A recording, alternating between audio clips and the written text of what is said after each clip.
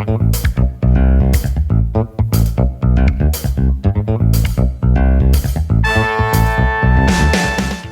is John Zaninovich. Welcome to Move My Mass. You'll be hearing from great guests talk about balancing life and being fit.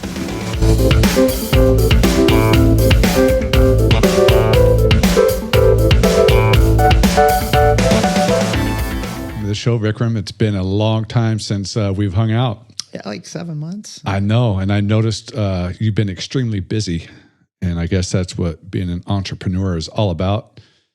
Tell me what you got going on, man. You've got a lot. So, Actually, I got a lot less going on than I did when I met you. When I met you, I was running Osteo Strong, and I was trying to start up the coaching business and kind of get consistent with my own podcast. And I trying to get some real estate going. I think I had just bought the rental when I met you, or maybe we were talking about real estate. You were close to it at that time. Yeah, so I got my first rental, but I actually got out of the Osteo Strong business. I didn't know that. Yeah, that was about a month ago. Oh, okay. So I had a falling out with my dad and decided that doing business to salvage a relationship was probably the worst thing you could do.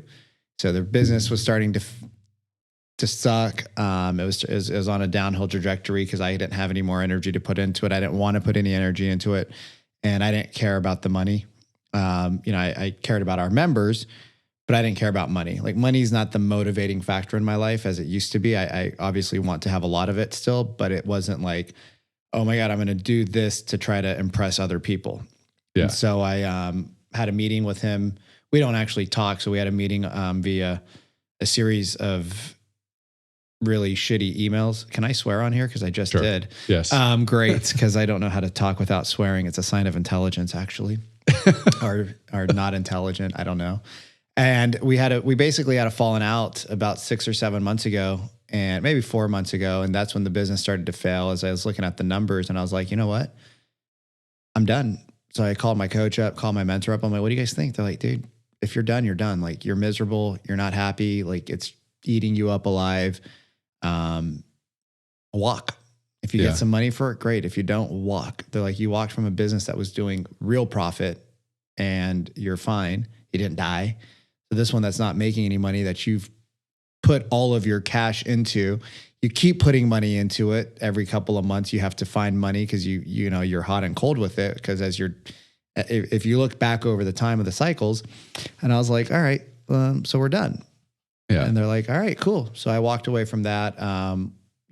We had a decent deal, and such is life. Yeah. So where are you spending most of your time now? In what arena?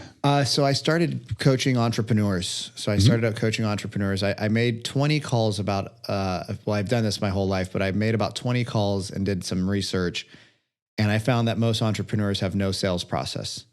So I called them. None of them got my phone number. None of them got my name. None of them wanted to know why I called. Half of them didn't pick up their phone. The other half didn't call me back. One had a text program where they didn't pick up the phone, but they sent me a series of texts. And I'm like, nobody's got a process. Like, how many millions and billions of dollars go to other services and companies because of this?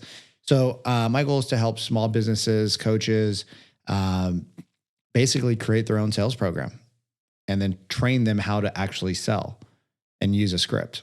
Yeah, and I believe when I was checking out what you got going on, you have something called the offload method. Yeah. Talk to me about that a little bit. Yeah. The entrepreneur offload method is basically, so it's exactly what fits into your podcast so well, because most people that are entrepreneurs have no time, right? I don't have time to go to the gym. I don't have time to work out. Right. I don't have time for my family. I don't have time for dating. Right. Well, it's because they're doing, so here's one thing I hate. I hate it when people say, if it's not, if I make $100 an hour, let's say, and I'm doing a $20 an hour job, people will say, well, you should just offload anything that's not at $100 an hour. Well, you can't do that. Some things you need to be attached to for a while. Some things you can offload. And if there's something that you have this affinity to, that you get pleasure out of and you get joy out of, then you should continue to do that because it's something that you really enjoy. But there's a lot of things that we do, like going to the grocery store is not enjoyable, But yet people say, I need to go to the grocery store. No, you don't. You need to have an assistant. You need to tell your assistant, I need milk. The assistant calls Instacart. The assistant has Instacart deliver milk to the house. You get home, the milk gets home at the same exact time, and you go out for a walk with your kids and your wife. There you go.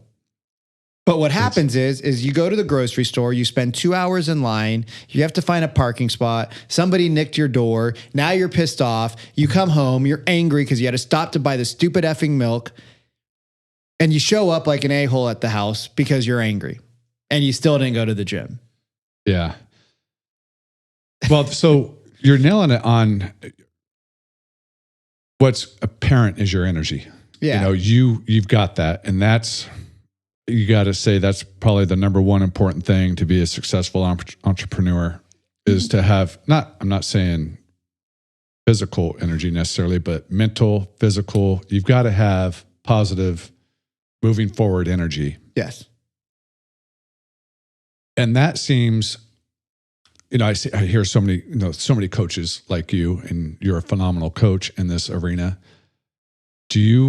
How much do you talk about with your clients about physical fitness and how important that is to lending to the positive energy? So the reason why I want to teach my clients how to offload more, right? And offloading really is just, how do you delegate? How do you delegate the tasks that you don't need to do? How do you delegate the tasks that are eating up your time and taking away your sacred energy? How do you get rid of the tasks that are repetitive, right? How do you get rid of the tasks that can be automated? How do you get rid of the tasks that you could have somebody else doing?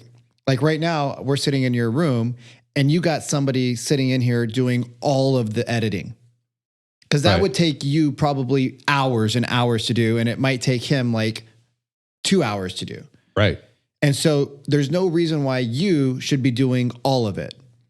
And so if people just learn like, okay, for a few $100s, I can do more sales, or I can do more of this, or I can do more of that, or I can go to the gym, right? Like if you don't get enough sleep, you're not going to show up. Your body's not going to recover. Your brain's not going to perform. Your gut's going to be out of shape, and then you're going to be out of shape. And if you can't show up with energy, how do you show up for work? How do you expect your team to show up? Why do you expect your team to be better than you? Well, and this is a competitive world now. It always has been. It's so much more, though. Way much more now. There's so many more people. And yes, and you better bring it in all arenas. Mentally, physically, you have to bring it. Yeah. If you're striving for that. Yeah. And I, just like you said, I do have Aaron to produce the show. Yeah. And I do that because if I was producing it myself, I would become frustrated and not want to sit here and talk to you. Yeah. Because I'd be frustrated. Yeah. And, to bring it back to fitness, and just like you say, delegate the things that aren't going to frustrate you. You still have to do things that frustrate you, but delegate the things that are going to discourage you from moving on. This morning I was sitting in the bathroom and I was looking, I put Post-it notes on my mirror. So as I'm looking at my Post-it notes, it's like, follow your schedule every day.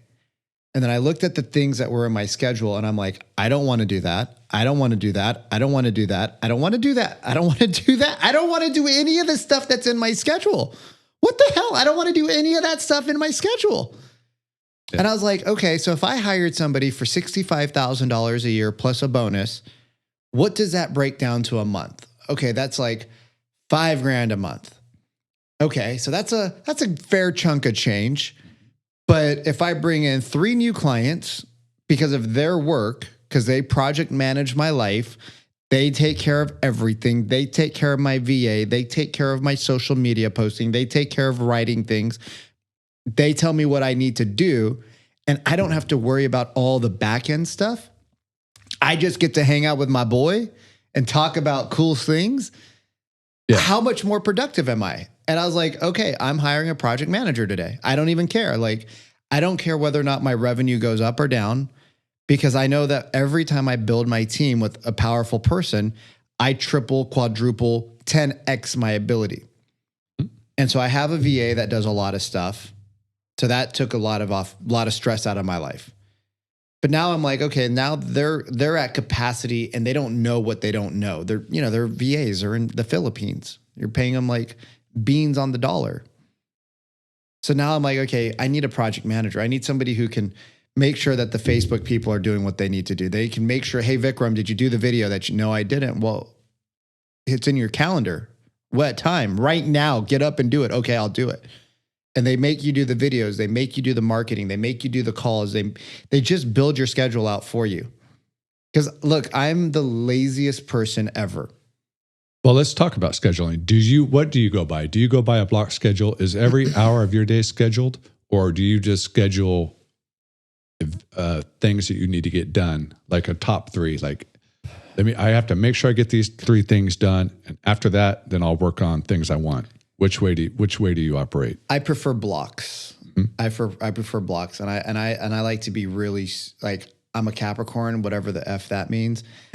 I like to be really, really, really, really organized. I like to be structured. All right. And then when I go out of town, I don't want to touch my laptop. Like I took my laptop to Vegas with me last week. I was there for 3 or 4 days. It didn't come out of the safe. And I know that about me. I'm like, why did I bring my laptop? Scratching my head. My buddy's like, dude, are you going to do any work? And I'm like, no. Because when I play, but when I work, I work. And I'm not like speaking on a stage every week where I need to get work done in the hotel. So this is like all about connecting and networking and collaborating with the people at the mastermind. Mm-hmm. So I'm a person that likes to block out my time. Wake up at 4 to 4:30 is brush your teeth, do your yoga, do some push-ups, sit-ups, pull-ups, squats, shower, boom, get ready, sit down.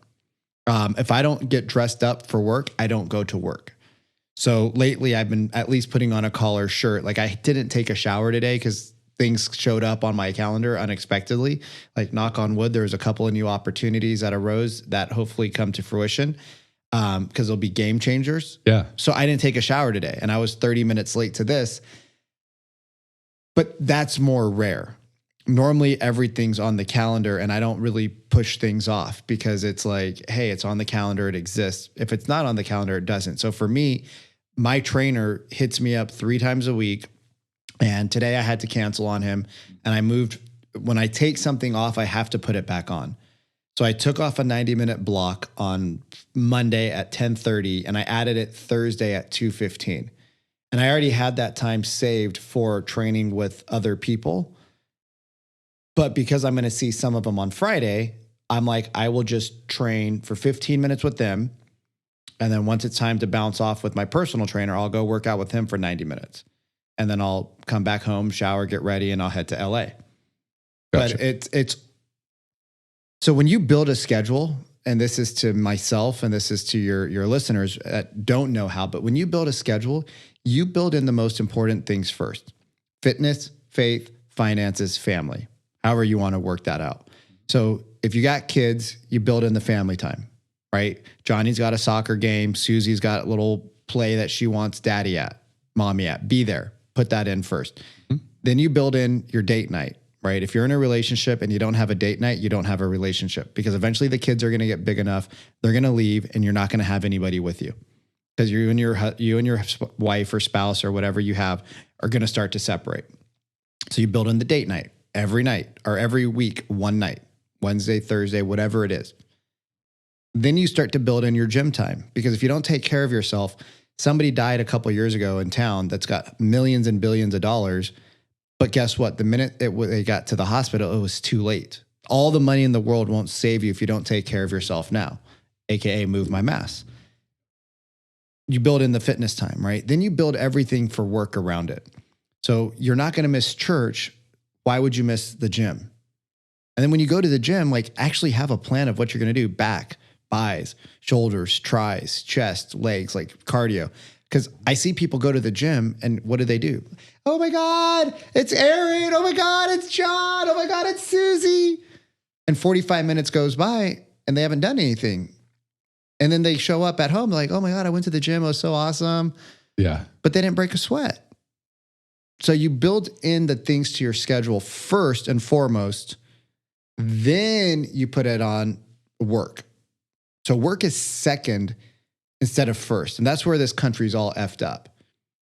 we put our work first and we put ourselves second. And when you say you're going to put yourself first before work, people are like, oh my God, you go to the gym at 10 o'clock in the morning? Yeah, but I wake up at 4, maybe 5:30 at the latest, 5 out of 7 days.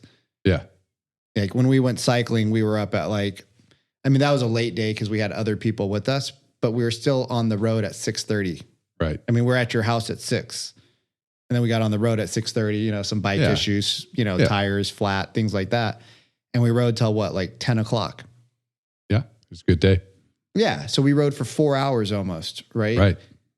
And so you put that into your schedule. Like Saturdays are a longer exercise day for me. Mm-hmm. You just build it in. Do you build your schedule the night before or a week out? I've been bad about my schedule the last few weeks. So I haven't really built it. But in general, you typically, I recommend you put your big things in on Sunday. Oh. So you start on Sunday, you put all your stuff in there that you need for the week, especially if you have family and kids. I don't have a wife or kids, so my life's a little bit different. But my therapist actually told me today, which is funny because we were talking about that in the kitchen. Right. My therapist is like, yo, you need to live your life as if you had a family, which means after dinner, this, that, you got to start to structure because that will be one, it'll be more enjoyable for you. But 2, you got to actually live a life like an entrepreneur with kids. I was like, all right, cool. Yeah. You have to do that. Yeah. Because it'll just keep getting away from you. You'll be like, hey, you actually have the time. Right. Structure it in. Yeah. Is there a difference, in your opinion, if you were to coach entrepreneurs 10 years ago versus today in how to be successful? So yes, I asked this back to a fitness standpoint, or maybe 15 years ago even, where it seems like there was more the boozing and the smoozing and the dinners, and that's the way to network, versus now it's like, hey, let's hook up at a CrossFit gym. Then you get them in there and you network that way. Do you see a difference? Have you noticed a trend in a different way to network versus the past? So when I was 15 years ago, I was 24. So I wasn't really networking then, but let's go back about a decade when I was starting real estate. And, believe it or not, I didn't spend a lot of time with my clients outside of work. I was really like, let's go to work from 9 to 7 or whatever the time is. Like that's work time. I didn't really want to hang out with my clients after hours because then I couldn't be the jackass that I am. Ah, okay. So I was real on a one-track mindset after my divorce. And that was go out, dress like a G, find a lady, do things. Yes. So I would drink excessively. So how I didn't die, I don't know, because I'd party all night, wake up, go to the gym, work out, or go to CrossFit, work out, go to work my tail off. I would drink like a pitcher of coffee a day. That's probably what it was. And I didn't really want to see my clients after hours because I didn't know how to control my alcohol. So my networking was really like around talking during the daytime. Okay. Because at nighttime, it was a new person. It was my alter ego that came out. And that was a dangerous person to be around with multi-million-dollar clients. And so I really tried to keep work and family, or work and my personal life, completely separated. Now, other people on my team were really good, and I would send them out to network. Uh-huh. And they would be fine with it. But for me, I either want to be in bed at 9 o'clock or I want to be partying till 4 o'clock. Gotcha. And there was no middle, as we know, because I've hung out with you before. And play hard or go home. Sometimes we do that. So, but that was every day of my life. Right. And so I really had to focus in on, but I had a morning routine that was different than my morning routine is now. My morning routine back then was like, do all this stuff throughout that you're not going to be able to stop the day for. And now I build my gym into like the middle of my day so that my mornings I can do a couple of deep work sessions. Gotcha. And so I wake up early, do a couple of deep work sessions, then I go to the gym. Then I come back and I do some more work, respond to emails, do things of that nature. But my mornings are now more dedicated to like the work on the business versus working in the business. And then that's why I want to bring on a project manager so that I already figured it's going to be a lady because I can I can feel the energy. So the project manager, you're bringing somebody on to help with this. Yeah. So I want to bring on a project manager so that they can go out and do the things. And that allows me again to do more of what I want to do. And that's work with clients, be on more podcasts, share my story, share my inspiration, and, get more work done. Like I just love working with people and sharing how to do things differently than what they're doing. And it's up to them ultimately to change. Right. Right. So it's up to you to show them the way. Like you can show people that you're working out all the time and you're getting fit and you're dropping pounds and you're increasing your muscle mass and you're decreasing your fat mass. But if your friends are sitting on the couch watching you drinking a beer, that's them, not you. Yeah. And that's, perfect to the point of all of this. And I'm sure that you have so many people that you coach that you have to teach them in different ways. Like somebody might just, I want to work out at 4:30 in the morning. Yeah. I want to work out first and then get my work done. Or somebody might want to, no, I want to get into the deep work first and then go to the gym. How do you approach the different mindsets? Do you just stick with those principles that you mentioned earlier? Like, hey, get your family time in, get your financial stuff taken care of, spiritual work done. Doesn't really matter where they fit in the day. Like you get your stuff done, you get those booked in, then you book the rest of yourself in. Being an entrepreneur allows me some flexibility that many people don't have because they work for a company. Now, I don't know what this post-COVID world is going to look like. A lot of people have home gyms. I recommend a program called the X3 Bar for people who want a quick workout at home and they don't want to go to the gym, but they still want a really good workout and they want to get strong and fit. You can buy a vibration plate with that to go with it, and that's going to actually get you kind of a whole body workout. It's going to help with your testosterone. It's going to help with your stability. But the workouts take like 15 minutes and they're super good and they're really hard. Yeah. And so it's called the X3 Bar. And I really enjoy it. Like I travel with it to places if I know they don't have a gym because I can put it in a duffel bag or a suitcase. So it's pretty cool. But if you want to go do the traditional gym route and you can't get to the gym during the daytime or during lunch like I can, then you got to like work your schedule and you might have to wake up earlier. You're going to have to make a sacrifice, but it's really an investment. And most people I know that I work with are entrepreneurs or solopreneurs, or, they kind of control their schedule a little bit more so they can get away from work. They just got to want to do it. Like I can't force you to go to the gym. I can put it in your schedule with you. Like we can work and build your schedule and say, okay, this is your phone block time, right? You got to prospect. Right when you're done prospecting, hit the gym for an hour. Right? Get a membership to a gym that's really close to you. Well, they're expensive. Who cares? It's more expensive to be fat and unhealthy. And I use the word fat not because I'm trying to be mean, but I used to weigh 225 pounds. I had 4 chins. I get it. There's emotional problems that people have. There's psychological problems that people have. Get a therapist.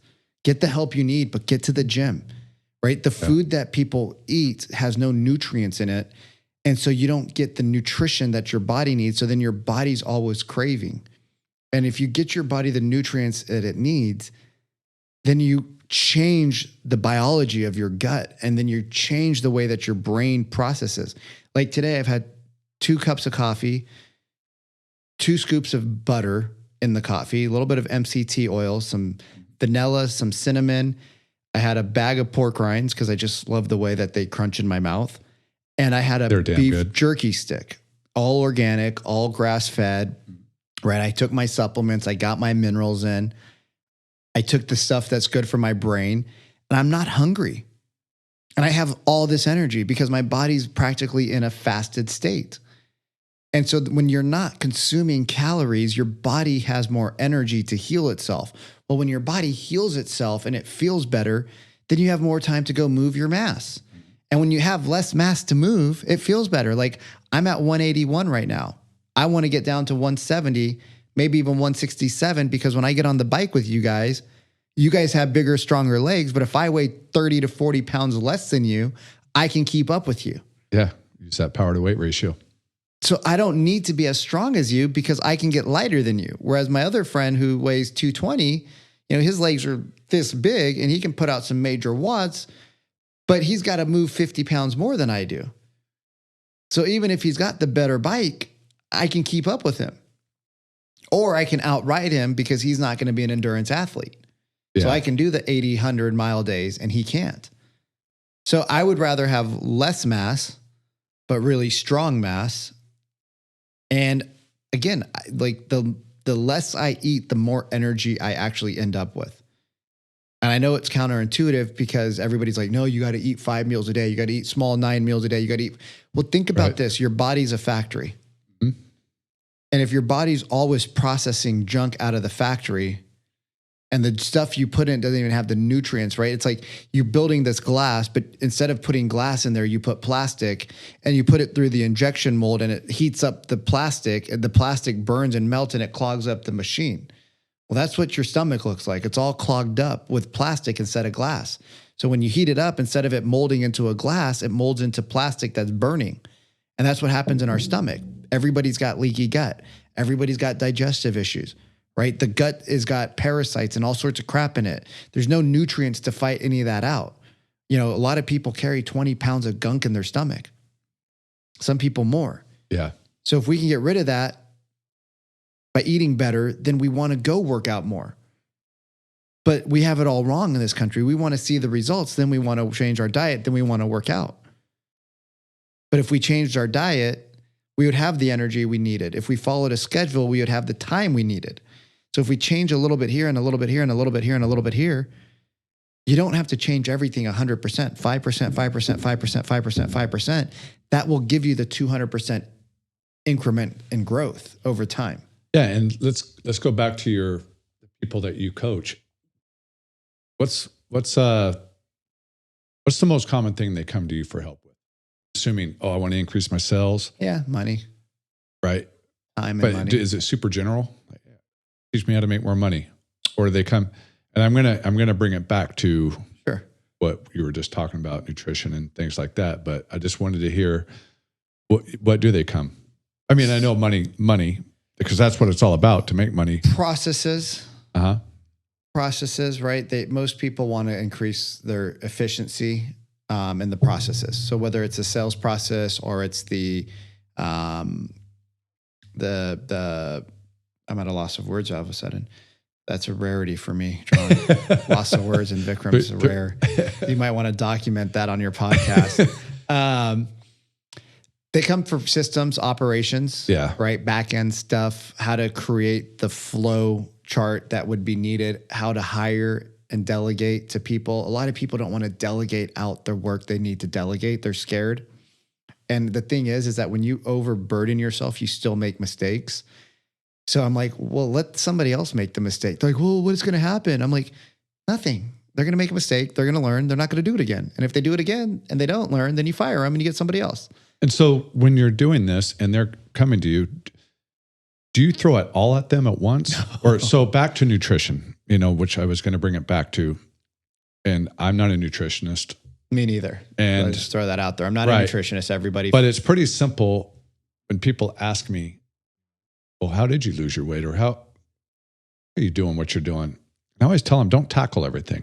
Yeah. Don't try to, you were drinking a 12-pack a day, eating cheeseburgers for lunch or whatever, worst case, or you really never watched what you ate at all. Right. Don't try to go from that to now I'm eating nothing but protein shakes, vegetarian. Don't go strict. Just not, like you said, the 5% thing. Yeah. You know what? Don't change anything else, but knock out the cheeseburgers. Yeah. If you're going to have a 6-pack that night, I don't recommend it, but I'm saying don't try to change it all at once. And just like change the 6-pack to like 2 vodkas, maybe, or anything, so you still get the buzz. Ratchet it down. Yeah. I mean, some people have the willpower and the mindset to take it all on, but not very many. No. Assuming same way in the entrepreneurial world. Yep. Like, hey, you were sleeping till 9, Yeah, you made maybe 1 or 2 calls in the morning on your business, and then like, oh, now I'm going to throw this at you. You can't, right? Well, it's funny you say that because people will have extreme discipline in their work ethic, because in a country like America, and I love this country, but this country where everything's based on the dollar amount, your worth is tied to the dollar amount, right? So there was a Clubhouse room. For those of you who don't know who Clubhouse, you will soon enough. And it said, how does a woman attract a six-figure man? And I want to get on stage in that room and be like, it has nothing to do with it has nothing to do with the woman. It has everything to do with her worth, but it has nothing to do with attracting a six-figure man. Like, she has to feel worthy of it having the abundance in her life that she wants. And it has nothing to do with 6 figures or 7 figures or 8 figures. She has to feel who she is. But really, like, the conversations are all screwed up. And so there's so many screwed up conversations in this country, and everybody thinks that it's all about the mighty dollar. And yes, the dollar does matter, but you got to build in the things that matter. No, you're not going to take somebody who's never gone to the gym, who's never watched what they ate, who's never had a proper schedule, and say, here you go. Here's your 6,000 new items you need to do tomorrow. They're going to fire you.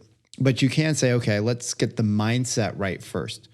The first thing we got to do is we work on the mindset, right? We don't talk about mindset coaching because nobody wants to pay for mindset coaching, but that's what it's really about. We got to figure out, what childhood traumas do you have that make you not want to be healthy? What do we need to uncover? Because if you're making a bunch of money and you're running at 50% of your efficiency because you're overweight and you're tired and you're sweating walking up the stairs, or it hurts to walk up the stairs, like my last business, OsteoStrong, we'd have 40, 50-year-old people. I'm 39. And I mean, I got some knee issues, but I still ran a half marathon untrained last week, right? I still did Iron Mountain climb or hike or whatever, which was, 6,000 feet of elevation and 15 miles untrained with a 9-year-old, a 6-year-old, and an 11-year-old, right? It took us 15 hours and it sucked, but we did it, right? We got through it because our mindsets are calloused. Like, we're just going to do hard things for our entire life. Cold calling, hard things. Quit drinking, hard things. You just do it, right? Because you callous the mind. But we live in a society where it's so easy, right? I mean, I got my cell phone right here. I can look up anything in the world I want. I don't need an encyclopedia to look up everything that we once had encyclopedias for. And so we've just become a soft society. And so when you do hard things, right? Like, you wake up, you go swimming, then you go to the gym, and then you come home and you do some cycling, or you get in your living room and you start pumping weight, throwing some iron around. You're callousing the mind. And the more you do that and the more you don't make excuses, but no, you don't give it to everybody at once. Like, right. if I gave people my schedule and like, okay, guys, I'm going to quit drinking. What do you mean? Like, I'm going to quit drinking. And then 3 weeks later, I'm not going to smoke anymore. And I haven't touched it in 6 months almost. Yeah. People would be like, there's no way. Oh, by the way, I'm also going to cut sugar out at the same time. And I'm going to start it with a 3-day fast. No, I wouldn't expect you to do that. Right. But I would expect you to handle that. I wouldn't expect the guy that's 50 pounds overweight that's never done it before. Same way, I wouldn't expect somebody who's never followed a schedule to follow a schedule. So you give them baby steps, and then you come back every week and you say, hey, did you follow your schedule? No. Okay, let's see. What did you do? I did this, this, this. What didn't you do? This, this. Why don't we do it? And then they tell you why. And I love hearing that, because when I started this podcast, and even before the podcast, when I just started Move My Mass in general, and now I'm 15 episodes in. Yeah. I didn't realize that how much the mental game, mental strength, mental conditioning was going to be the common. I think it's been really the common thread through almost every episode.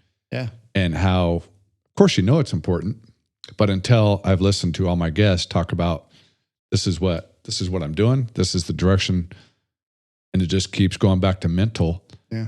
And it's, at some point I will start working it into my episodes more about how do you approach the mental game? And because it's got to start there. The right? Really easy thing to do to approach the mental game, John, is it's not. So for everybody out there, don't think that you got to do super hard things. Wake up and make your bed. Right? Wake up, make your bed in the morning. First thing, you just make your bed. It doesn't got to be military clean. Just start making your bed. And when you see a dirty bed after about 30 days, you're gonna be like, oh my God, I didn't make the bed. Or if your spouse doesn't make the bed, you're gonna be like, oh my God, you're gonna make the bed. Little disciplines and little wins add up over time. So there's a book by Jeff Olson called The Slight Edge. And he says, things that are easy to do become hard over time. Things that are hard to do become easy over time. And the harder it is, the more impact it's going to have. And the easier it is, the less impact it's going to have. So like going back to the cheeseburger and the beer. Well, sure, it's easy to eat a cheeseburger and beer, but over time, your health is going to fade. Now, it might be hard. Like I do the carnivore diet. Again, everybody, I'm not a nutritionist. Do your own research, but I do the carnivore diet, nose to tail, lots of meat, red meat, grass-fed, super high cholesterol. I'm okay with it. It's hard to eat just meat, right? No carbs. It's hard at first, but over time, my energy spikes. I feel better. My knees don't hurt. I recover super fast, right? I'm not hungry. I can work out like a beast. I have amazing sex. Like great stuff happens when I don't put carbs in my body. I'm not bloated all the time. I don't have gas, right? But it's hard to be consistent with it. Yeah. But the things that are hard to do have a payoff. And it's the same thing when it comes to nutrition. It's the same thing when it comes to working out. If you haven't worked out, don't put 4 hours on your schedule. Put 30-minute blocks. Make it easy, right? So you can give yourself a win, right? Make it easy to give yourself a win. You're not going to come riding bikes with us for 4 hours and cover like 50 miles. Like that's not going to, that's stupid. But over time, you're going to have a win here and a win here and a win here and a win here and a win here and a win here. And when you get all those wins, you don't even think about them, but they just keep stacking and stacking and stacking and stacking and stacking. And then your little win becomes a bigger win and a bigger win and a bigger win and a bigger win. And then next thing you know, you're at the gym for an hour and you know what to do because you've asked people for help, right? And people see you every day. So they're like, hey, what's up? Hey, I saw you doing your bench press. You need to widen your legs up a little bit. You're like, my legs? I didn't know my legs were involved in a bench press. Yeah, you need to have a base. I'm like, oh, okay, that sounds great. Yeah. I'm 39 years old. Nobody's ever told me that before that I've paid attention to. And people start helping you. But you stack your wins with something small. Like if you say you're going to get up at 5 a.m., get up at 5. Drag your ass through the day, take a nap, but get up at 5. And if you do that over time, you tell your brain and you tell the mind and you tell your body, I am more important than snoozing in. If you say you're going to do 50 push-ups for the day, do your 50 push-ups, right? They could be 5 here, 5 here, 5 here, 5 here. You're going to start stacking the wins mentally. And then your brain's going to be like, all right, when this dude says he's going to do something, he's going to do something. When he says he's going to show up to John's house, he's going to show up. Even if he's late, he's going to show up. Well, your brain knows when you finish something. Yeah. If you tell your brain yourself, I'm going to do 50 push-ups. Yep. Assuming you have the ability to do them. Yeah, maybe it's 10. Right. But let's say it's 50 or 10 and you can do 10, do the 10. Yeah. Don't stop at 8. No. Because even though it was a conscious decision to stop, your brain knows, it's like it knows you stopped. Yeah. It makes it easier to stop the next time. Well, last week, go ahead. You just can't, you have to finish whatever it is. You just nailed it all. If you're going to get up at 5, get up at 5. Because if you don't, your brain, your mental mind said, hey, he didn't get up at 5. That was pretty easy not to get up at 5. Even though he wanted to, he didn't. Yeah. Makes it that much easier to sleep in the next day. Yep. And that goes with everything. You follow David Goggins? Yes. David Goggins. So before I did the project, so it's called the Man Up Project. Or I'm sorry, the Modern Day Project, Modern Day Night Project. Before I did that for the second time, because the first time I was kicked off the island. So before I did it the second time, I started listening to David Goggins. And he says, you can't break me.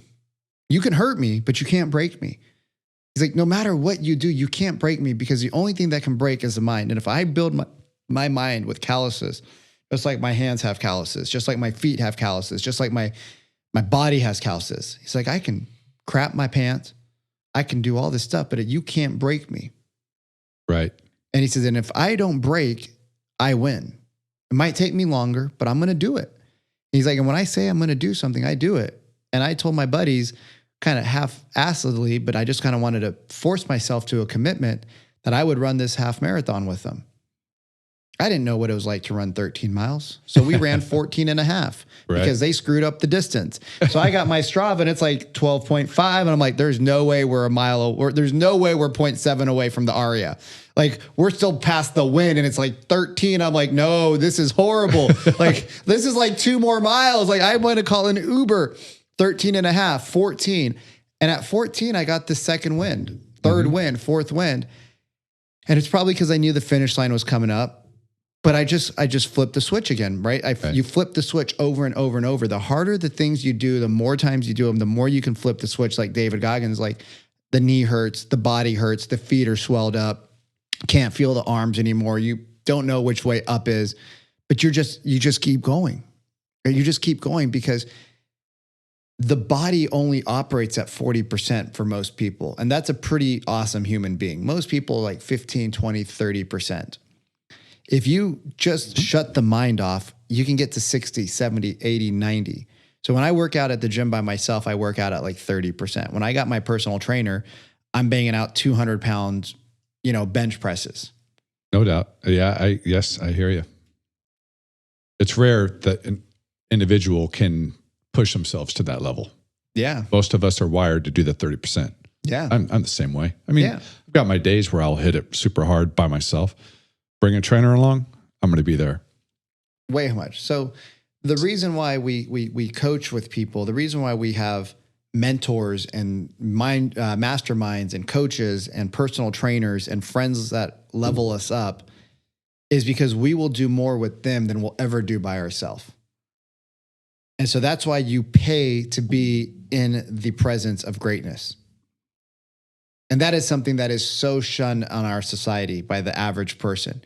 I wouldn't pay to have you as a coach. Okay, well, I'll see you at the bottom then. Right. I ain't going to be there, but I'll look down from my perch, not because I'm better than you, but just because I'm willing to pay to be around people that are going to level me up because they compress time. And you don't even have to that's an important thing to take into your everyday life without a coach. Be around people that are better. Yeah. You'll work to be as good as them. Naturally. It just naturally happens. Yep. I like to ride with people that are faster than me. Swim with people that are faster than me. Yeah. Do all, I don't farther than you. Yeah. I don't want to be around somebody I'm beating all the time. That's no challenge. Yeah, that's not fun. So speaking of challenge, what's your next one? What's next on your list? So, let's see. We did the project, which was 3 days. Then I did a hike the week after that, which was Iron Mountain. And then I did the half marathon. This week I didn't do anything crazy, just a normal bike ride. But my buddy and his son, his 9-year-old son, one of the instructors actually from the project, is going to do a 24-hour bike ride. I don't know what that looks like. And I don't know exactly where I'll be in the world, but once he gets me the date of the time that he's going to do it, I think I'll probably schedule in the 24 hours and just see what we do. Knock it out. We'll probably do it's a 9-year-old and the dad, and they're riding like crappy Target bikes. They don't have like super fancy, bikes like ours. But I'll probably end up doing, and I'm going to try to recruit a couple other people to come join us and raise money for it as well. Awesome. So the last thing he did a 24-hour push-up contest for the Boys and Girls Club, and he raised about $5,000. So we'll do some sort of charity function with it, but it'll be a 24-hour bike ride. Probably start in Chino Hills and then see kind of where we end up. And are you going to do any kind of special training for that, or are you just going to go tackle it? I mean, I've already been a cyclist now. So, I've done the 100-mile days and, I think my buddy and I were looking at 100 miles the other day on Strava, and it took me 6 hours of moving time and about 7.5 hours of total time. So, or maybe it was 7 and 8.5 hours, something like that. So, I mean, we'll probably plan out a little bit better than what his planning is. His planning is like, let's just get on a bike with our back. He's a Marine. Let's just get on our bike with our backpacks and go out and see what the fuck we can do. And I'm like, dude, no. Go out and crush it. We did that on a hillside, and like 4 people like literally almost died. Like I brought like $200 worth of food and sandwiches and extra water. Thank God I did, because some of the other guys, they're like, oh, it's not going to be that big of a deal.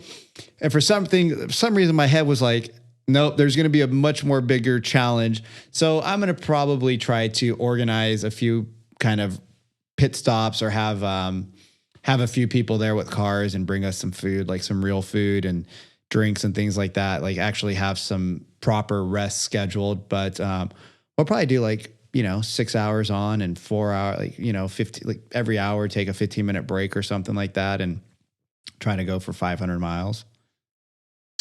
I think that's doable in a 24-hour period, right? 500 miles? 12, 18, 24. No. Maybe 350. Probably 350. I think we'll go for 300 to 350. Not for me, but yeah, I think some other people can go that far. Well, let's say it takes 7 hours to do 100, 7, 14, 21, and there's still a 3-hour buffer. So I think 300 miles is in the range. Yeah, you could do 300. But it depends on the 9-year-old too. Just do 400. Well, we'll do a team. We're gonna do it as a team. So I think Fun stuff. I think I'll post it on Strava and get you and a couple other guys out there and I might do the downhill thing, the crazy thing that Sam's got. Oh, you're gonna do the rock cobbler? I don't know. That scares the hell out of me. Oh, you have to. Well, I've seen some of the speeds that you guys go at, and it's coming up April 10th. Yeah, that kind of scares the hell out of me. I don't know. There's something about that that's pretty scary. Running a half marathon untrained doesn't scare you? No, not at all. The rock cobbler is like I've seen the hills that you guys come down at and the speeds and it's intense. Well, you don't have to do it fast. Oh, okay. Well, then, but it's freaking hard. Oh, I've seen it. Like it's like 4,000 feet of climbing. Yeah, on the short one. I forget how long it's going to be this year. It's long. Yeah, 90-ish in that range. I don't think I'll do the 90. But it's super. I mean, climb everything around here. It's 8,000 feet of climbing for the 90. It's nuts, and hard climbs. Oh, and dirt. Yeah. There's no part of my body that wants to do the long one. There's a portion of me that's like I could do the half cobbler. Right. The half pie, but I'm not trying to do the whole one.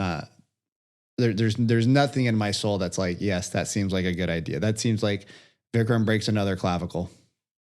Yeah. We don't need another. Yeah, I don't need another set of surgeries. Right. So I'll probably do the half cobbler if that's still available. It's available.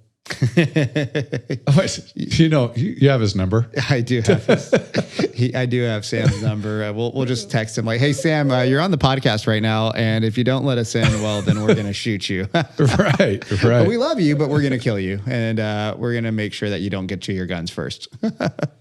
So you're a crazy busy man. For the listeners out there, what's your day like tomorrow?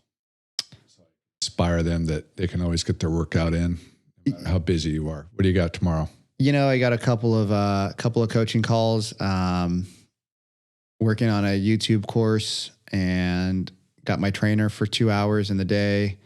And then I got at 10:30. What time you hitting the trainer? I think we're at 1:00 tomorrow. Oh, 1:00 tomorrow. Yeah. So I work my schedule around him.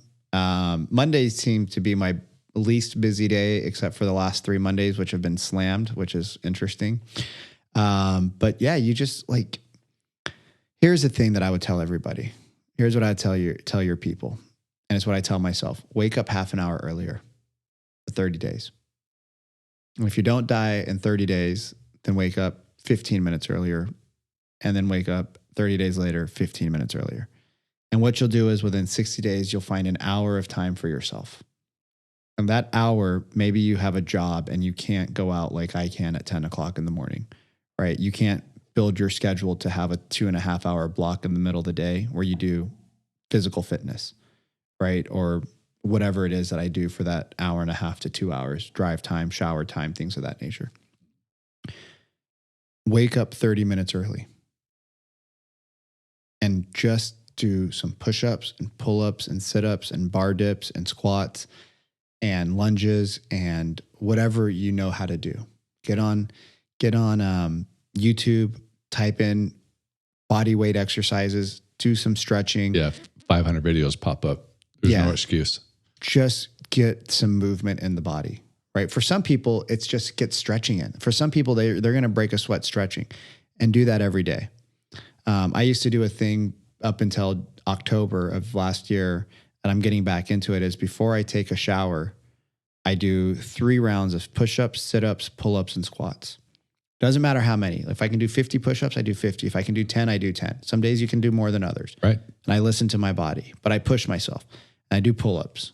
If I do 100, I do 100. If I do 10, I do 10. It doesn't matter. I do squats. And I do sit-ups.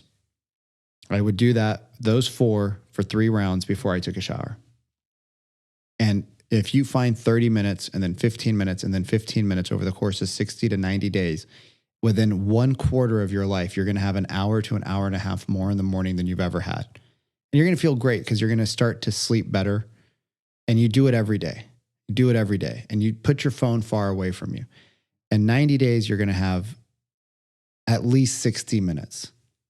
And that 60 minutes will change your life. Because if you dedicate 30 of those minutes to actually doing something for your health, within 90 days from that, people are going to say, hey, you look different. You're going to show up different. Your clients are going to notice how you show up. Your wife is going to notice how you show up. Your husband is going to notice how you're showing up. I'm like, whoa, wow, baby, what's up? Let's not get out of bed this morning and let's stay in and roll around a little bit, right? Guys that are older, right? I had ED, not emotional discipline, but the other ED when I was 35. I lost this beautiful Latina girl because of that. I started to work out. My testosterone went through the roof. I started cycling last year. I went on the Carnivore Diet, cleaned up my stuff. My testosterone went up again. Let me tell you, the ladies appreciate it, man. You know, and I really hope people listen all the way through to the end on this, because what you were saying about the difference it makes when you're in the presence of others. You got the energy when you're fit, meeting, when you're in a relationship with your kids. Like, it's the difference. It's all the difference.